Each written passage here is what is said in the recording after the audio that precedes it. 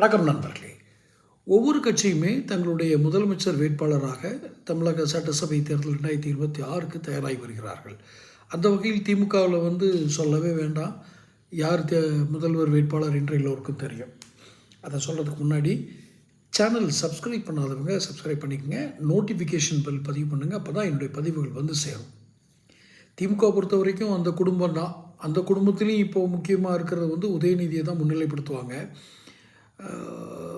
இப்போ இருக்கிற முதல்வருக்கு வயசாகிடுச்சு, தப்பாக எடுத்துக்கக்கூடாது. முதல்வரை நான் ஏதோ இழிவுபடுத்தணும் அவமானப்படுத்தணும்னு சொல்லலை. அவருக்கு வயதாகிட்டுன்றனால ரொம்ப நம்ம ஆரமயக்கத்தெலாம் இருக்கிறாரு.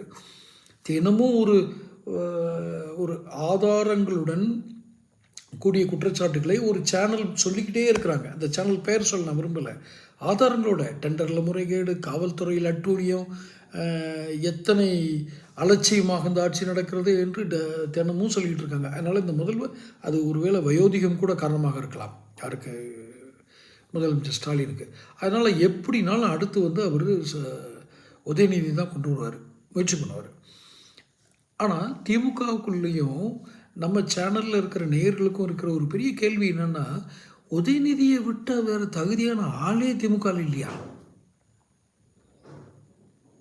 உதயநிதி அவ்வளவு தகுதியானவரா?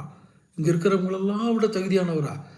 இப்போ அவருக்கு கொடுக்கப்பட்டிருக்க பொறுப்புகளில் கூட அவர் தகுதியானவர் நிரூபிக்கலை. துணை முதலமைச்சரெல்லாம் ரொம்ப, அதாவது அது அப்படி ஒரு பதவி கிடையாது. அவருக்கு ஒரு உயர்வு கொடுக்கறதுக்காக அப்படி பண்ணியிருக்காங்க. எந்த அமைச்சகத்தில் வேணாலும் அவர் போய் செக் பண்ணலாம், வைக்கலாம், சிறப்பு செயல் திட்டம் அமைச்சர் அது இதுன்னு நிறைய கொடுத்துருக்காங்க. அவர் எத்தனை மார்க் எடுத்திருக்காரு? எப்போது ஃபோட்டோவில் போஸ் கொடுப்பாரு. அப்போது இப்போ அந்த கட்சியிலே இருக்கிற மற்ற சீனியர்கள் இத்தனை வருஷமாக கலைஞர் காலத்துலேருந்து உழைச்சோம், நமக்கு ஒன்றுமே இல்லையா அப்படின்னு நினைக்கக்கூடிய சீனியர்களும் இருக்காங்க. என்ன கருணாநிதி உடைய தனிப்பட்ட குடும்ப சொத்தா அந்த திமுக அப்படின்னு நினைக்கிறவங்க இருக்காங்க. இல்லை கருணாநிதி சொத்து ஸ்டாலின் மட்டும்தானா நினைக்கிற சகோதரன் இருக்கார். எல்லாத்தையும் விட ஆக்டிவ் பாலிட்டிக்ஸில் இருக்க கனிமொழி எங்கே போனாங்க? அவங்களுக்கு இந்த தகுதி இல்லையா? உதயநிதிக்கு இருக்கும் தகுதி கனிமொழிக்கு இருக்கா இல்லையா?